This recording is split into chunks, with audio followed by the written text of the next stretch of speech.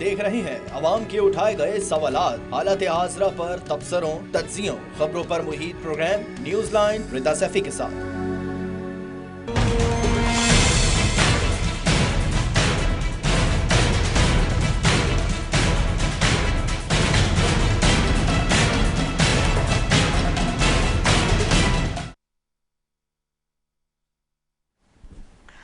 अस्सलाम वालेकुम, मैं हूँ रिदा सैफी। अब तक का सबसे बड़ा सवाल ये है कि बानी पीटीआई की रिहाई कब है या कब होगी। बाज़गश्त है कि वो नवंबर में सलाखों के बाहर होंगे।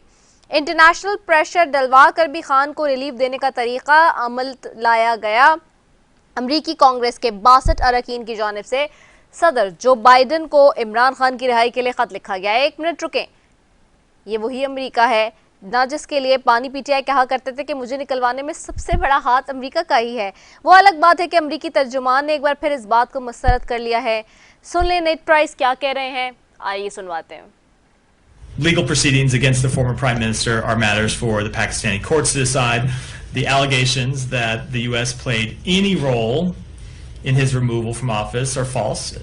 We've gone over that any number of times from this podium. And ultimately, Pakistani politics are a matter for the Pakistani people to decide in accordance with their laws and constitution.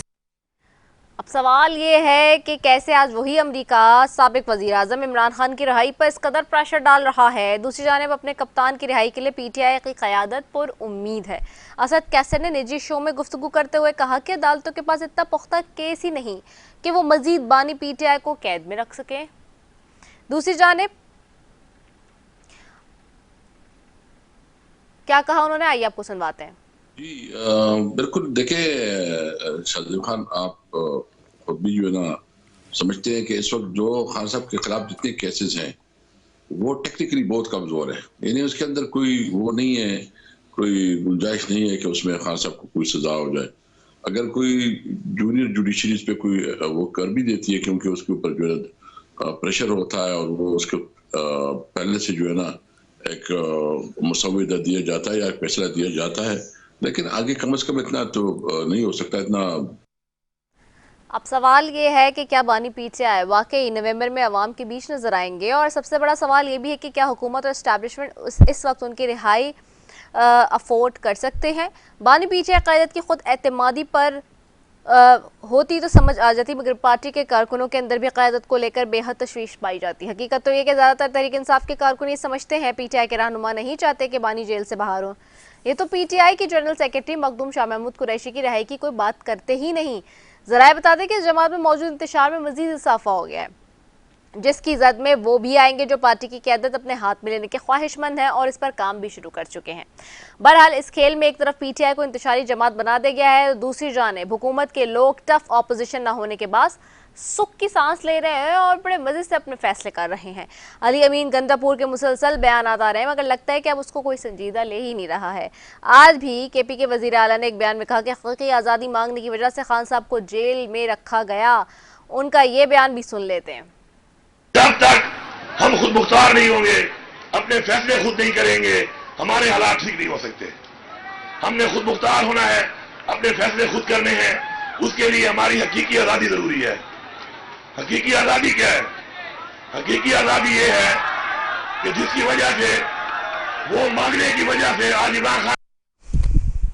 अब सवाल ये है कि क्या वाकई गंदापुर भी बानी PTI की रिहाई के लिए मुखलिस है।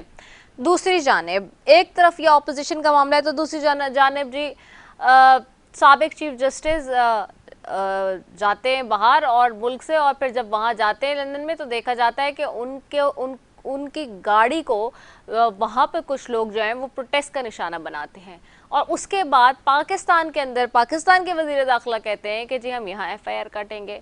मतलब हुकूमत को एक साबिक चीफ जस्टिस की पुष्ट पनाही करने से क्या मिल जाएगा अब। और अब चूँकि ये बात क्लियर आ ही गई है वज़ीर दाखिला साहब की तरफ से, तो फिर जो अपोजिशन की बात थी कि जी एक चीफ जस्टिस को पुष्ट पनाही हासिल है हुक्मरान जमातों की, वो खुल के सामने आ गई है। अब सवाल ये उठता है कि एक रिटायर आदमी जिसका पाकिस्तान से ताल्लुक़ नहीं है, जो जा चुका है पाकिस्तान से, और अगर उसके लिए उसकी सही और गलत के फैसलों पे कोई प्रोटेस्ट कर रहा है तो फिर हुकूमत वक्त जो है वो इतनी ज़्यादा उस पर कंसर्न क्यों नज़र आती है? क्या वो कोई सियासी जमात का कारकुन है या कोई सियासी जमात का लीडर है? दूसरी जानिब जी, जहाँ हुकूमत की ये बात है वहीं पर ही एक बड़ी खबर आज की ये भी है जी कि इस्लामाबाद हाई कोर्ट ने जेल में कैदियों की मुलाकात में सियासी गुफ्तगू पर पाबंदी कलअदम करार दे दी गई है, जो कि पाबंदी लगा दी गई थी। और जेल में कैदियों से बात करने के हवाले से या सियासी एक्टिविटी के हवाले से जी बिल्कुल मना कर दिया गया था, जिसके ऊपर आज कलअदम करार जिसको दिया है। साथ ही जी ऐवान सदर के मुताबिक सदर आसिफ अली जरदारी के पाँव पर 4 हफ्ते के लिए प्लास्टर किया गया है। वो दुबई पहुंचे थे और एयरपोर्ट पर जहाज से उतरते हुए पाँव फ्रैक्चर हो गया है। कयास आ रहे हैं या फिर अगेन यही आ रही है कि वाकई पाँव फ्रैक्चर हो गया है और वो अब 4 हफ्तों के लिए कोई एक्टिविटी नहीं करेंगे, या फिर एक तरफ ज़रदारी साहब का जाना, दूसरी तरफ नवाज शरीफ साहब का बाहर चले जाना, तीसरी तरफ शहबाज शरीफ भी इस वक्त मुल्क में नहीं है। तो लोग फिर ये पूछ रहे हैं अपोजिशन के कि आखिरकार हो क्या रहा है। 3 अहम शख्सियात मुल्क की इस वक्त मुल्क से बाहर हैं और मुल्क में जो है वो अपोजिशन भी सुख का सांस ले रही है। तो लोग ये पूछते हैं कि ये जो मसाइल हैं आखिरकार ये हल कैसे होंगे। इसी सब पर बात करेंगे जी। मेरे साथ सबसे पहले मौजूद है पैनल में लालचंद मली साहब हैं, मेरे साथ नवाब अली वसान साहब हैं, पीपल्स पार्टी से तहरीक इंसाफ से लालचंद मली हैं और मुस्लिम लीग नून से अली गौहर बलोच साहब हैं। तीनों मौजूद मेहमानों का शुक्रिया। सबसे पहले लालचंद मली साहब आपकी तरफ आऊँगी। लालचंद मली साहब, ये वही USA है, ये वही अमेरिका है जो आपकी हुकूमत गिराने में पेश था। आज उसी के अरकान जो हैं वो ख़त लिखते हैं अपने सदर बाइडन को कि जी साबिक़ वज़ीर-ए-आज़म इमरान खान जेल में इस वक्त उनकी रिहाई का मुतालबा करते हैं। क्या ये रिहाई वाकई जो है इस तरह ख़त लिखने से पॉसिबल है? और दूसरी जानिब आप लोग तो उसको सबसे बड़ा अपने सारे टॉपल होने में हुकूमत को किरदार उनका पेश करते थे, तो आज वो आपकी हमदर्दी में कैसे ख़त लिख रहे हैं फिर? जी रिता, बहुत बहुत शुक्रिया। देखें, जो पाकिस्तान की इस वक्त सूरत हाल है वो पूरी दुनिया उसको क्लोजली ऑब्जर्व कर रही है।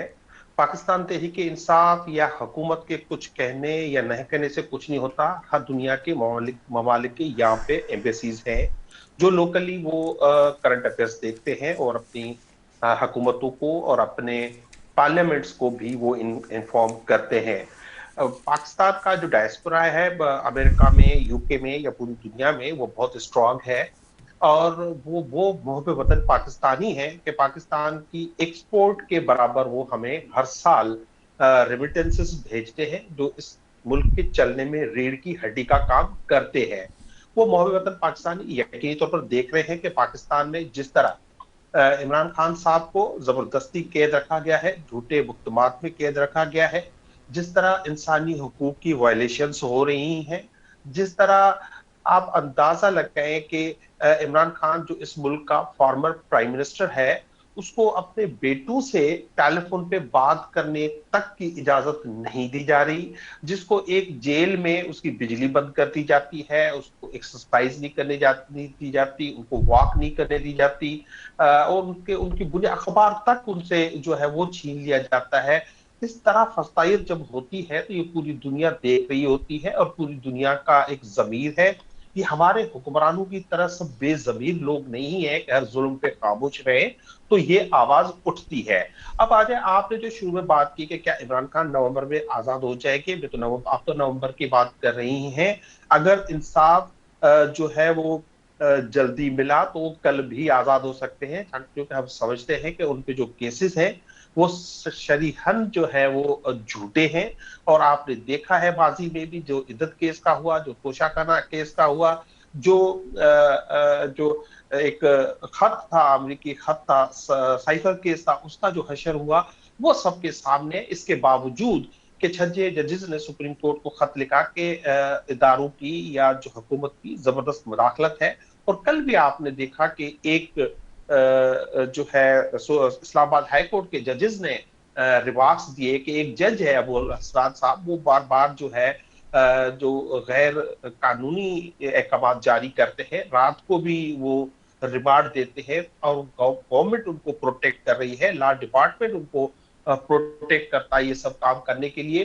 तो अब ये सब कुछ खुल के सामने आ गया है कि इमरान खान साहब जो जेल में है, शाह महमूद कुरैशी जेल में है, यास्मीन राशिद है, एजाज साहब है, जो भी हमारी लीडरशिप है, महमूद रशीद साहब है, ये सारे झूठे केसेस में है। सियासी इंतकामी कार्रवाई जो हो रही है, जो ये अब जो है ये खुद को जो जमहूरी पार्टियां कहती है, खासतौर पर पीपल्स पार्टी और नवाज लीग, उनकी हुकूमत में ये सब कुछ हो रहा है और वो देख रही है। यास्मीन राशिद तो बेचारे एक कैंसर सर्वाइवर है, उसके दौर में भी उसको भी जो है ये बख्श नहीं कर रहे, और 1 साल से ज्यादा अरसा गुजर गया है कि उसको भी उन्होंने जेल में रखा हुआ है। इनको ये बात कहते हैं तो ये कहते हैं कि माजी में ये होता रहा है तो हम ये कर रहे हैं। माजी में तो नवाज शरीफ आपके साथ करता रहा है, पीपल्स पार्टी नवाज शरीफ के साथ करती रही है, तो लेकिन आजकल तो वो हुकूमत में बैठे हुए हैं। तो लिहाजा कहने का मकसद है इमरान खान साहब जल्द इंशाल्लाह आजाद होंगे। There is a guard of change. अब जुडिशरी ने भी, हम समझते हैं कि वो एक उन पे जो नौसत तारी थी, पूरे इदारे के ऊपर एक शख्स जो आके बैठ गया था और वो अपने गैर कानूनी एकामात करता था, उसने जो जो एक गार्डियन होती है कोर्ट्स या जुडिशरी, वो अपना किरदार जो है निभाने में नाकाम गई थी। तो अब जब चेंज हुई है तो इंशाल्लाह उम्मीद रखते हैं कि बेहतर हालात हो और पूरे मुल्क के लिए, और सबको इंसाफ की फराहमी हो, और इमरान खान और हमारी क़यादत बशमूल मखदूम शाह महमूद कुरैशी सबकी आज़ादी।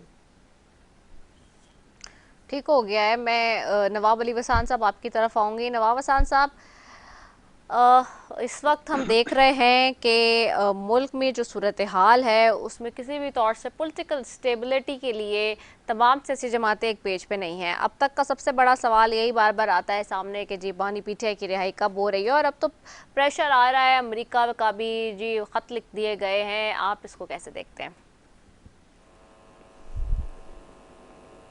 बिस्मिल्लाहिर्रहमानिर्रहीम। सबसे पहले कि मैं आपका शुक्रगुजार हूँ, आपने मुझे लिया। पर मसला ये नहीं है, मसला ये है कि जिस तरीके से खान साहब की सियासत है, जिस तरीके से खान साहब ने मुल्क का देवाला निकाला है, तो ये देखें सियासत में होती है जमहूरियत को ज्यादा पसंद किया जाता है, जैसे डायलॉग भी होता है और बहुत सारी चीजें ईसा की जमहूरियत की होती है, बहुत सारी चीजें होती हैं। जब इस वक्त जब मुल्क की हालत खराब है तो मेरे ख्याल में सियासतदानों को सबको बैठ के एक टेबल पे डिस्कस करना चाहिए, बात करनी चाहिए, आगे बढ़ना चाहिए।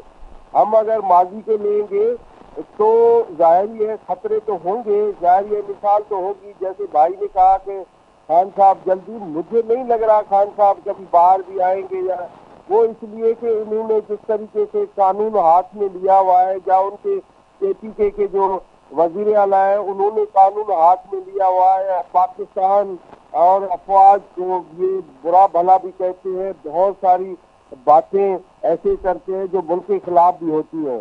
सियासत का नाम है, जब तक इनके यहाँ टॉलरेंस नहीं है तो मेरे ख्याल में आगे नहीं बढ़ सकता, आगे नहीं हो सकता। पाकिस्तान पीपल्स पार्टी को आज खान साहब या कोई और भी क्यों मानते थे? इसलिए मानते थे कि पाकिस्तान पीपल्स पार्टी के ऊपर इतना जुल्म हुआ, फिर भी चट्टान की तरह खड़ी है।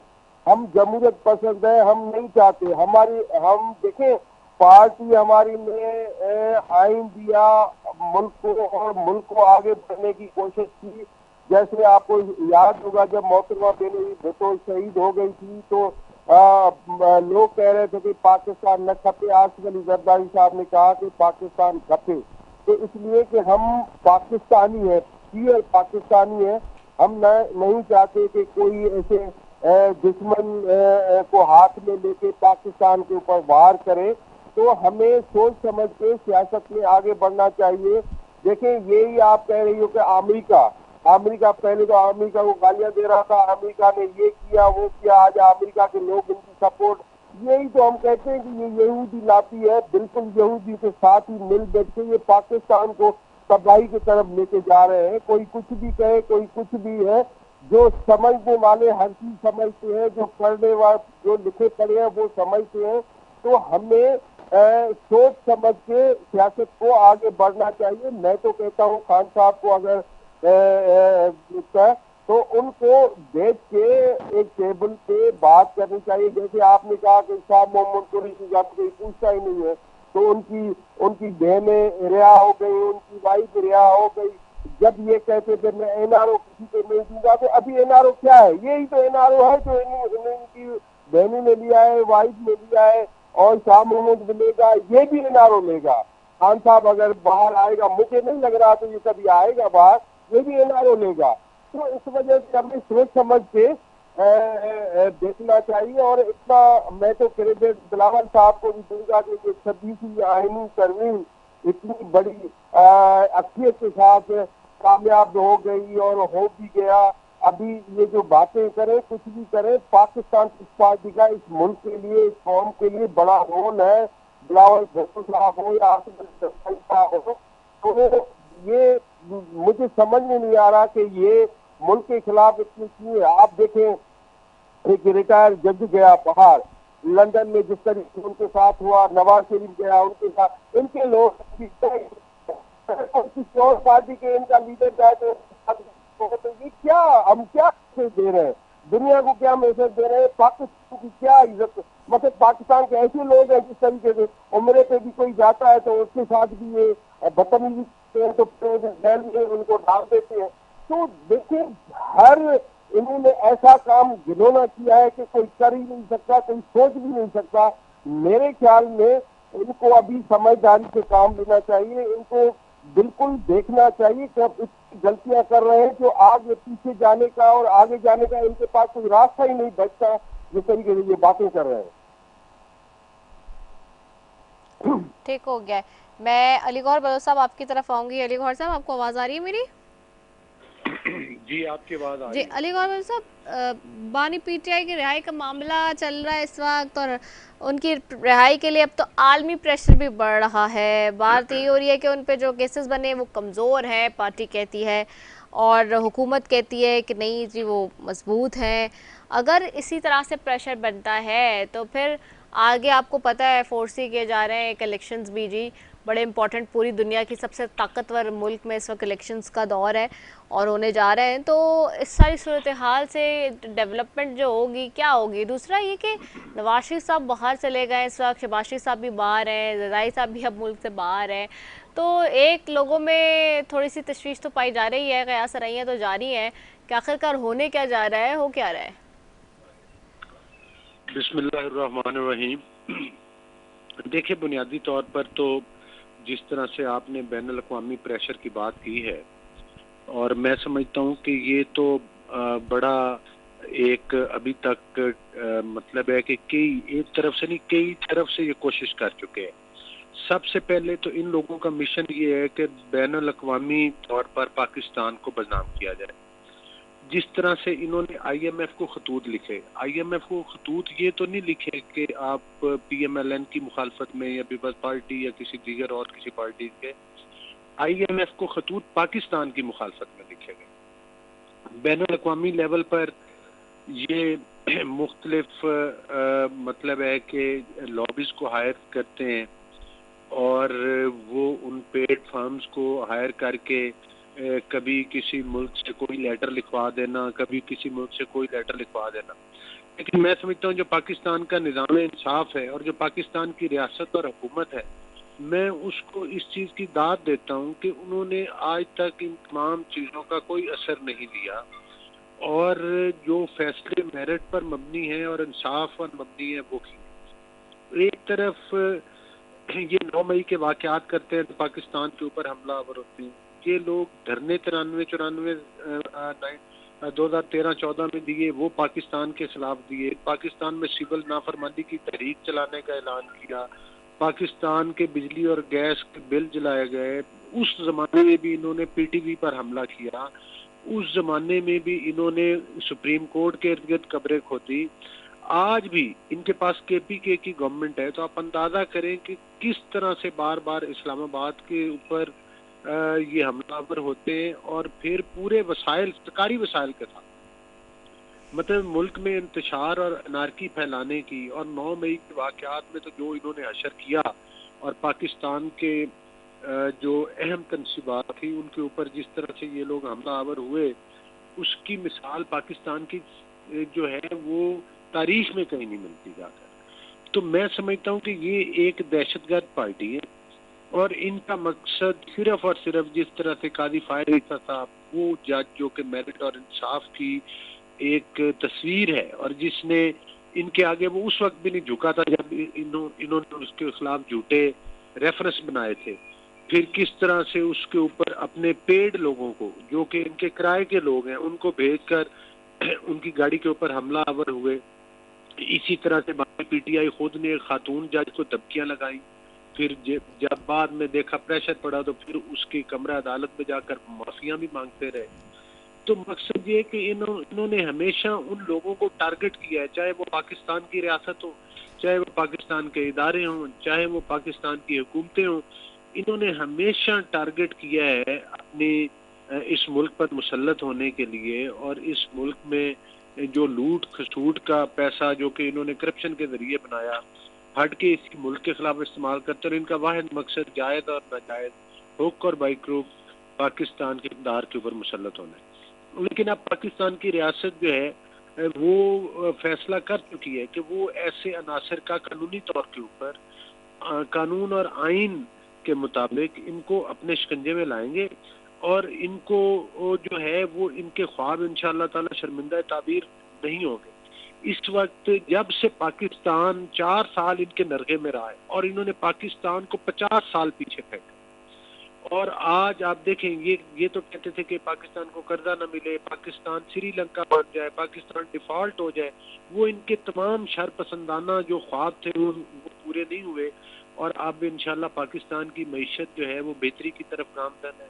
पाकिस्तान की महंगाई जो है वो सिंगल डिजिट में आ चुकी है। पाकिस्तान के स्टॉक एक्सचेंज जो है वो रोज नए आपको रिकॉर्ड बनते हुए नजर आती है। और बिलखसूस जो आज भी मैं देख रहा था कल, जिस तरह से कि प्राइम मिनिस्टर का बैरून मुल्क का विजिट है जिसका आप जिक्र कर रही थी, तो देख ले सऊदीया की तरफ से और बाकी मुल्कों की तरफ से बाहर से के मतलब कितनी इन्वेस्टमेंट्स, अरबों की इन्वेस्टमेंट्स जो है वो पाकिस्तान के अंदर इस वक्त आ रही है। तो मैं समझता हूँ कि पाकिस्तान इस वक्त तरक्की की राह पर गामजन हो चुका है और वो लोग और वो जत्थे जो पाकिस्तान की मुखालफत और पाकिस्तान दुश्मनी का लिबादा ओढ़े हुए हैं और वो अल्लाह के फजल करम के साथ एक्सपोज हो चुके हैं। अब पाकिस्तान को इनके हमलों से महफूज करना ही रियासत और हुकूमत का असल टारगेट। जिस तरह एक तरफ काजी फायद ईसा थे जिन्होंने फुल कोर्ट्स मतलब है में हेयरिंग्स की केस लगाए, फिर लाइव स्ट्रीमिंग चलाई और दूसरी तरफ वो लोग भी इनकी सहूलत तारी करते रहे जो इनको गुड टू सी यू कहते थे, जो 3-3 रुकनी मनपसंद बेंच बनाकर उनसे मनपसंद फैसले लिए जाते थे और सुप्रीम कोर्ट के सीनियर जजेस को उस दौर में जो था वो मतलब है कि कॉर्नर कर दिया गया और उनके ऊपर कोई केस नहीं लगाने दिया जाता था। तो गुजारिश करने का मकसद ये है कि अब पाकिस्तान को जब इन्होंने ये देखा कि पाकिस्तान जब से इन लोगों के नरगे से बाहर आया है तो पाकिस्तान तरक्की की राह पर गामजन हो गया। पाकिस्तान श्रीलंका भी नहीं बना, पाकिस्तान डिफॉल्ट भी नहीं हुआ। तो अब इनकी परेशानी समझ में आती है क्योंकि जो इनकी दहशत गर्दाना और पाकिस्तान दुश्मन सोच थी, अब ये अपना गम गुस्सा निकालने के लिए कभी कादी फायद ईसा पर हमलावर होते हैं और इन्होंने तो हमेशा सियासत की बड़ी नफरत की है और नफरत अंगेज इन्होंने नफरतें फैलाई हैं, सोसाइटी को जो है वो तकसीम किया है। तो अब जाहिर है कि अब ये इंशाल्लाह कानून के शिकंजे में है और आने वाले वक्त में हालात मजीद बेहतरी की तरफ जाएंगे इंशाल्लाह। ठीक हो गया जी। लालचंद मलिक साहब क्या कहेंगे? दोनों जो हुकूमत की जमातें वो आपको कह रही हैं कि जी आपकी जो चीज़ें पूरी नहीं हो सकी इस वजह से आप बेताब हैं। दूसरा ये भी बताएं कि एक चीफ जस्टिस साबका जो है पाकिस्तान के, उनकी निकलने पे एक प्रोटेस्ट होता है बाहर मुल्क में और उसका हम देखते हैं कि यहाँ वज़ीर दाखिला जो है वो रिएक्शन भी दे रहे होते हैं। आप क्या कहेंगे इस हवाले से? आपको मेरी आवाज़ आ रही है? जी बिल्कुल आ रही है, आ रही है जी, बिल्कुल आ रही है जी। देखिए, मैं तो हुकूमत जिस तरह सदके उतार रही है काजी फायद ईसा की, तो इनकी जो कुर्बत थी, इनकी जो मोहब्बत थी काजी फायद ईसा से, वो ये छुपा नहीं पा रहे हैं। उनकी गाड़ी पे दो लोगों ने, ये कह रहे हैं दो लोग थे, तो उन्होंने बैंग किया, तो यहां पर इनकी बैंड बज गई है। आप अंदाजा लगाए पाकिस्तान की आवाम के साथ जो कुछ होता रहा है, उस वक्त वहां पे दो बुक्के गाड़ी पे पड़े और यहाँ पे इनकी चीखें निकल गई है।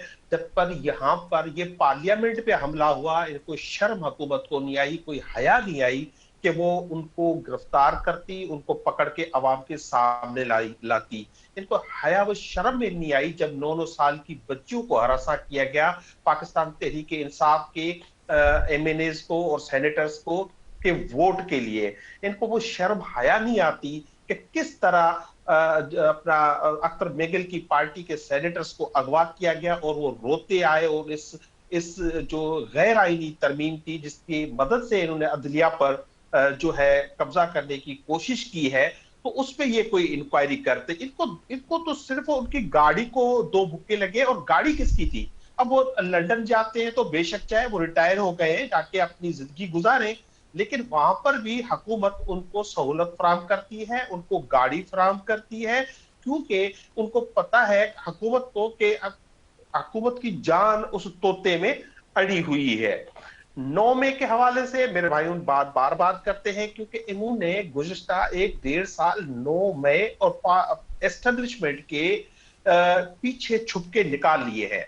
अब क्योंकि 9 मई का बयानिया डाई डाउन हो चुका है, मर चुका है, उसमें एक भी कन्विक्शन नहीं हुई है, किसी एक को सजा नहीं हुई है, और सबसे बड़ा केस पेशावर में जो था उसमें कल जो है वो सब लोगों को आजाद कर दिया गया है, मुख्तलिफ कोर्ट आजाद कर रही हैं, कहीं पे कोई सजा नहीं हुई, कोई इंक्वायरी नहीं हुई। ये तो हम खुद मुतालबा करते रहे, लेकिन अब ये 9 मई करते रहे, इनको उसका कोई फायदा नहीं हो रहा। अब ये बार बार करते हैं कि आईएमएफ को हमने कोई खत लिख दिया, वो ये कर दिया, वो कर दिया। देखें, आप खतूत की बात आएगी तो आपको बहुत परेशानी होगी।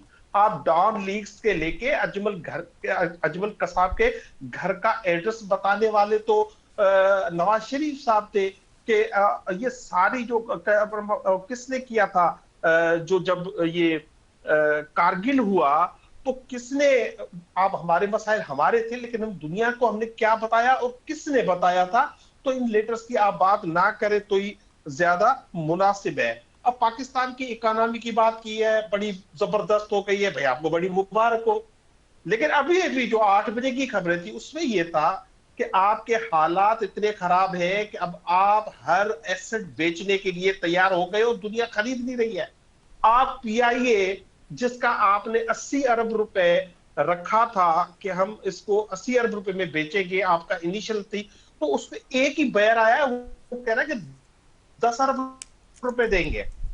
ये आपकी टोटल इकोनॉमी की पोजीशन है, क्योंकि आप पे इन्वेस्टर आप पे एतबार करता ही नहीं है। वो सोचती है पूरी दुनिया, जो हुक्मरान है,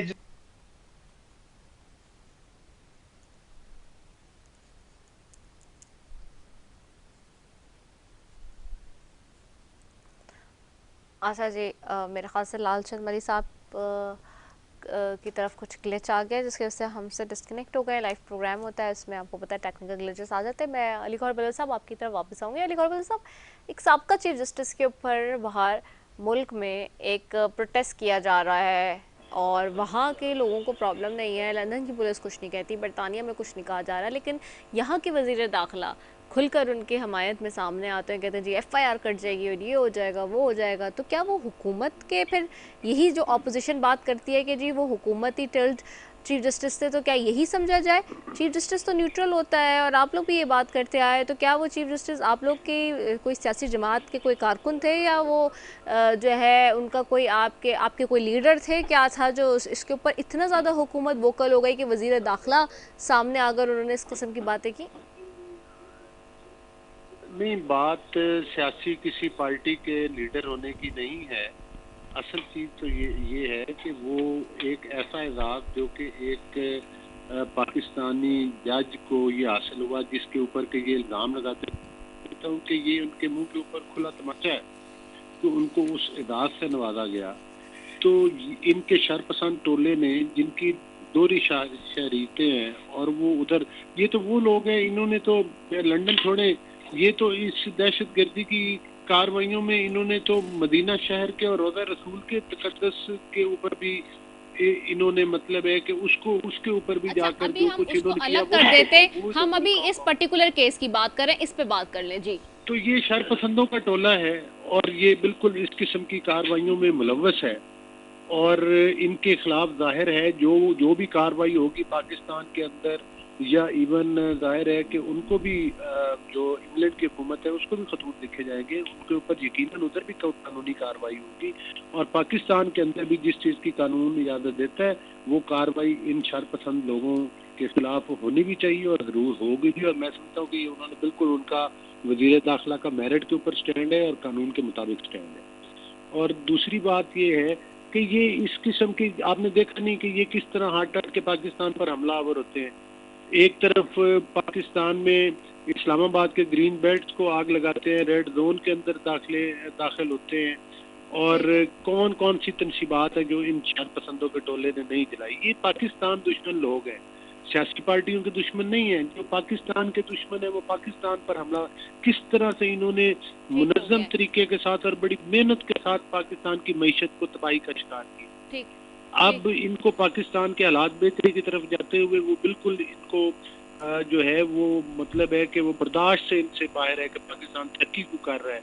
लेकिन मैं समझता हूँ कि इस किस्म के जो नापाक अज़ाइम हैं वो कभी भी कामयाब नहीं होते। चलिए ठीक हो गया, बहुत शुक्रिया अली खौरबत साहब आपका, नवाब अली वसान साहब आपका, लालचंद मलिक साहब आपका, तीनों मौजूद मेहमानों का बेहद शुक्रिया। हफ्ते के रोज़ का आखिरी प्रोग्राम होता है नाजरीन, और बड़ी हैरान कुन बात है, अभी अग्री कर रहे थे इस बात को कि एक साबिका चीफ जस्टिस जिसका कोई स्टेक नहीं है, जो रिटायर हो चुका है, अच्छा, और महज़ब माशरे में और दुनिया के तमाम माशरों में ना कहीं कोई चीफ जस्टिस का नाम होता है, ना ही कहीं आर्मी चीफ का नाम होता है, कहीं ये नाम नहीं होता। ये पाकिस्तान एक वाहिद मुल्क है जहाँ पर हम खबरों में, टीवी में, हर जगह जो है ये दो पोजीशंस को इतना ज़्यादा डिस्कस होते हुए और सुनते हुए देखते हैं कि जिसकी कोई इंतहा नहीं। जैसे कि हर इन्फ्लुएंशियल मामला इसी से जुड़ा है, इन दो सीटों से हर चीज़ इसी से जुड़ी है। और अभी भी हालिया दिनों में जो आपने देखा, और फिर कल जो वाक़या हुआ साबिका चीफ जस्टिस का मामला, उस पर हालिया इस वक्त मौजूदा वज़ीर दाखिला का स्टेटमेंट इस तरह से देना और उसको इस तरह से बात करना, ये एक बड़ा तशवीशनाक मामला लगता है और बड़ी अजीब सूरत हाल लगती है। इसी के साथ जी अपनी मेज़बान रसफ़ी को दीजिए इजाज़त। पाकिस्तान जिंदाबाद।